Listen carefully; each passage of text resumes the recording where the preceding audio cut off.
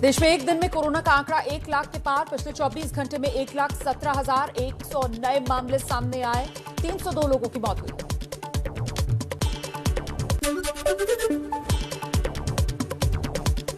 देश में कोरोना के ओमिक्रॉन वेरिएंट से दूसरी मौत हुई है। ओडिशा के बलांगीर में 50 साल की महिला की वायरस ने जान ली।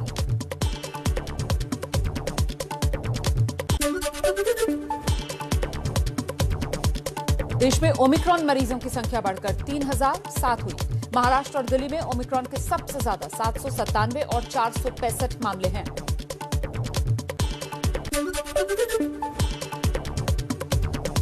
प्रधानमंत्री ने कोलकाता में चित्तरंजन राष्ट्रीय कैंसर संस्थान के दूसरे परिसर का उद्घाटन किया। पीएम मोदी ने कहा, नए साल के पहले हफ्ते में ही 1.5 करोड़ बच्चों को वैक्सीन लगना देश की उपलब्धि है। 1.5 करोड़ से ज्यादा बच्चों को भी वैक्सीन की डोज लगाई जा चुकी। ये उपलब्धि पूरे देश।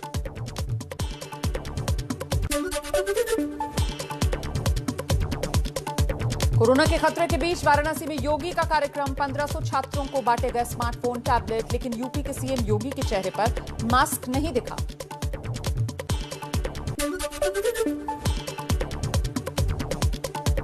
एबीपी न्यूज की खबर का असर। कोरोना की वजह से रैली रद्द कर रही हैं पार्टियां। कांग्रेस के बाद अब आप का ऐलान नहीं करेंगे रैली। बीजेपी ने 100 वर्चुअल रैली की तैयारी की।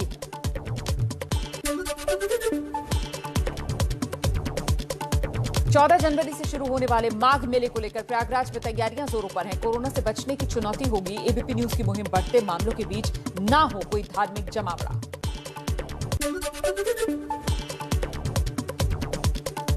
योगी सरकार ने नई गाइडलाइंस जारी की है। मेले में एंट्री करने वाले सभी लोगों के लिए वैक्सीनेशन अनिवार्य किया है। 72 घंटे के भीतर की कोविड नेगेटिव रिपोर्ट भी जरूरी।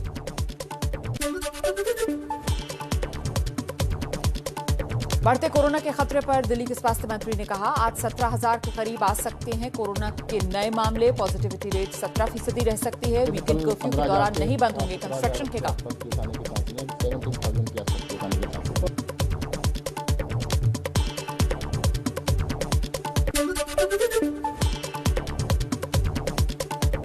कोरोना के बढ़ते खतरे के बीच केंद्र की राज्यों को सलाह, कंट्रोल रूम बनाकर करें मरीजों की मदद। एम्बुलेंस और बेड का इंतजाम रखें।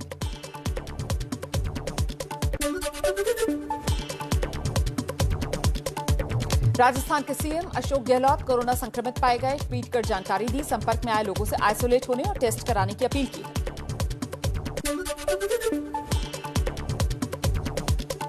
गुजरात में कोरोना संक्रमित मरीजों की संख्या में भारी इजाफा हुआ है। पिछले 24 घंटे में 4,213 मामले सामने आ गए। कोरोना की बेकाबू रफ्तार को देखते हुए वाइब्रेंट गुजरात कार्यक्रम टाल दिया गया है। 10 जनवरी को पीएम मोदी कार्यक्रम का उद्घाटन करने वाले थे।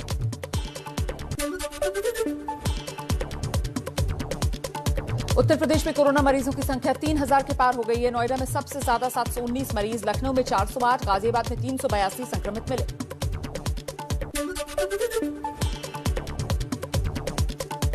बिहार के सभी स्कूल, कॉलेज, कोचिंग संस्थान 21 जनवरी तक बंद रहेंगे। मंदिर, पार्क भी बंद रखने का फैसला। राज्य में कोरोना के एक्टिव केसेस बढ़कर 5,785 हुए।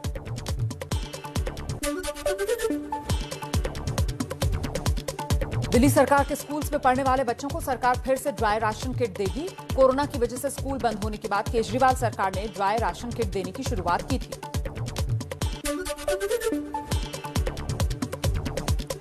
मुंबई में 10 जनवरी से स्वास्थ्य कर्मियों और 60 साल से अधिक उम्र के नागरिकों के वैक्सीनेशन के लिए बीएमसी ने दिशा निर्देश जारी किए हैं। सेकेंड डोज से 9 माह हो चुके हों तो ले सकते हैं कोरोना वैक्सीन की तीसरी डोज।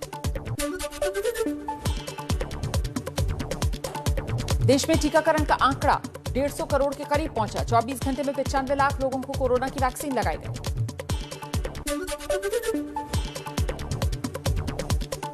नीट काउंसलिंग को लेकर सुप्रीम कोर्ट का बड़ा आदेश। तुरंत शुरू हो काउंसलिंग। ओबीसी और 10% ईडब्ल्यूएस आरक्षण का आदेश।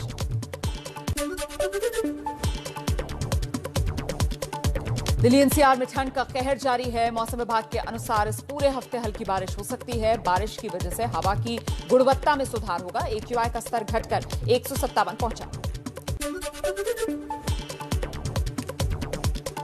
कोरोना के बढ़ते खतरे के बीच शेयर बाजार में भारी उछाल। 430 अंकों की बढ़त के साथ सेंसेक्स 60,031 अंक पर। कुछ और अहम खबरों का अपडेट जानिए इसी तरह फटाफट अंदाज में। पीएम की सुरक्षा में हुई चूक मामले में सुप्रीम कोर्ट में सुनवाई। सॉलिसिटर जनरल तुषार मेहता ने कहा, सुरक्षा में चूक आतंकवाद का मामला भी हो सकता है। वरिष्ठ वकील मनिंदर सिंह ने पंजाब की तरफ से बनाई कमेटी पर सवाल उठाए। मामले पर अगली सुनवाई सोमवार को होगी। पीएम सुरक्षा चूक मामले पर केंद्रीय मंत्री गिरिराज सिंह ने ट्वीट कर कहा, सुरक्षा में चूक इत्तेफाक नहीं साजिश थी। जांच होगी तो उसके तार सीएम ऑफिस से ऊपर तक जुड़ेंगे। पीएम सुरक्षा चूक मामले पर बीजेपी हुई हमलावर। बीजेपी सांसद प्रवेश वर्मा ने कहा, यह मामला साजिश का हिस्सा। पंजाब के सीएम चन्नी पर लगाए गंभीर आरोप। बहुत बड़ी एक साजिश थी, एक बहुत बड़ा हादसा होने से टल गया। ये इसमें मुख्यमंत्री खुद ही सारी। पश्चिम बंगाल में गंगा सागर मेला पर कलकत्ता हाईकोर्ट में सुनवाई। याचिका में इसके गंगा सागर मेले को रद्द करने की मांग की गई है। लखनऊ में एआईएमआईएम प्रमुख असदुद्दीन ओवैसी ने प्रेस कॉन्फ्रेंस कर कहा, यूपी में मुसलमानों का उत्पीड़न हुआ है। राजनीतिक दलों ने मुस्लिमों को सिर्फ वोट बैंक की तरह देखा। मुसलमानों का एक्सप्लॉइटेशन हुआ है और इसके जिम्मेदार सब पॉलिटिकल पार्टीज हैं।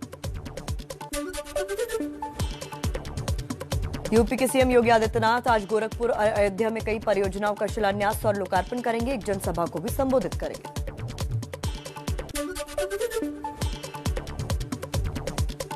समाजवादी पार्टी के अध्यक्ष अखिलेश यादव का आज गोंडा में चुनाव प्रचार। दिवंगत एसपी नेता विनोद कुमार सिंह उर्फ पंडित सिंह की प्रतिमा पर माल्यार्पण करेंगे। उनके परिजनों से भी मिलेंगे। यूपी के ब्राह्मण वोटरों पर बीजेपी की नजर। लखनऊ में पार्टी सांसद शिव प्रताप शुक्ल और रीता बहुगुणा जोशी आज भगवान परशुराम की मूर्ति का अनावरण करेंगे।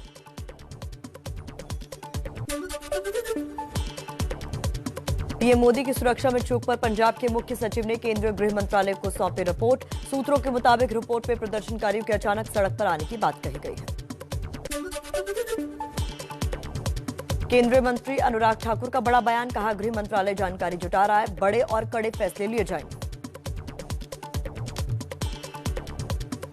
होम मिनिस्ट्री ने भी इस पर कार्रवाई करने की बात कही है, ताकि जानकारी जुटाने के बाद जो जो कदम उठाने होंगे वो बड़े और कड़े निर्णय जो भी हो वो करेंगे।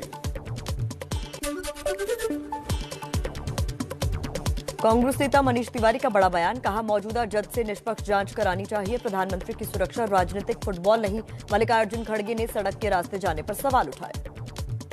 प्रधानमंत्री की सुरक्षा कोई राजनीतिक फुटबॉल नहीं है। जो भी इसमें नेग्लिजेंट पाया जाता है, एक निष्पक्ष जांच के बाद उनको उनके ऊपर जिम्मेवारी डालनी चाहिए, रिस्पॉन्सिबिलिटी फिक्स करनी चाहिए। पीएम मोदी ने राष्ट्रपति कोविंद से मिलकर पंजाब की घटना की जानकारी दी। राष्ट्रपति ने सुरक्षा में चूक पर चिंता जताई। 27 पूर्व आईपीएस अधिकारियों ने राष्ट्रपति को चिट्ठी लिखकर तत्काल कार्रवाई की मांग की। कांग्रेस अध्यक्ष सोनिया गांधी का सीएम चन्नी को निर्देश। कहा, मामले में जो भी जिम्मेदार हो उसके खिलाफ कड़ी कार्रवाई हो। पीएम की सुरक्षा में कोई चूक नहीं होनी चाहिए। पीएम की सुरक्षा में सेंध पर जारी है सियासी घमासान। बीजेपी कांग्रेस पे वार पलटवार जारी। कम से कम सोनिया जी ने इस बात को स्वीकारा कि दोषी कांग्रेस की प्रदेश सरकार और प्रशासन में है। आप बिना बताए, बिना प्रायोजित कार्यक्रम के पाकिस्तान चले जाते हैं, वहां सुरक्षित महसूस करते हैं। पंजाब बीजेपी अध्यक्ष अश्विनी शर्मा ने कहा, पीएम की सुरक्षा में चूक नहीं साजिश है। पंजाब सरकार की शह पर साजिश हुई। पंजाब में अराजकता की सरकार। उनके द्वारा जो हमें लगता है कि साजिश है, आप उसके ऊपर मोहर लगा रहे हैं। आप उसको सिद्ध कर रहे हैं कि ये षड्यंत्र था, ये साजिश थी।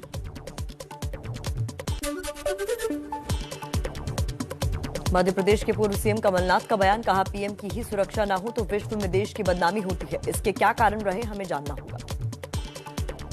प्रधानमंत्री की रक्षा ना हो पाए, ये पूरे विश्व में देश की बदनामी होती है। पर इसके क्या कारण थे, इसकी इंक्वायरी हो रही है।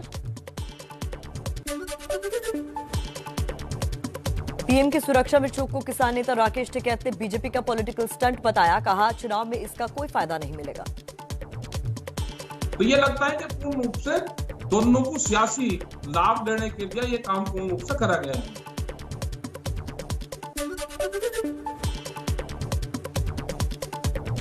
भारतीय किसान संघ के नेता सुरजीत सिंह फूल ने माना, किसानों ने ही किया था प्रदर्शन, पुलिस ने बताया था प्रधानमंत्री सड़क मार्ग से आ रहे हैं।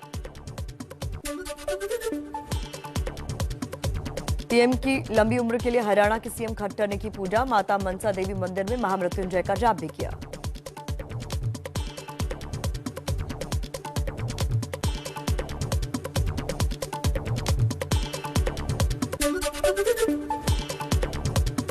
प्रधानमंत्री की लंबी उम्र के लिए देश भर में पूजा, सीएम योगी ने काशी विश्वनाथ मंदिर में पूजा अर्चना की, शिवराज सिंह चौहान ने भोपाल में महामृत्युंजय जाप किया।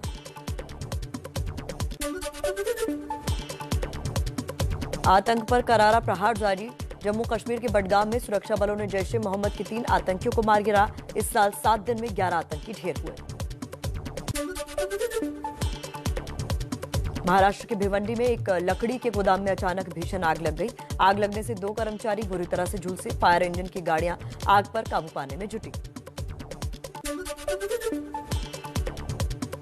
दिल्ली के बेगमपुर इलाके के एक मकान गिरने से 2 लोगों की मौत, एक शख्स घायल।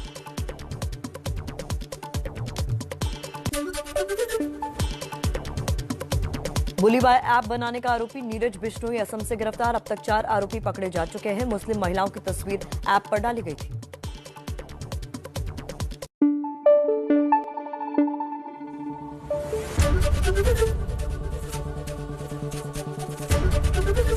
एबीपी न्यूज आपको रखे आगे।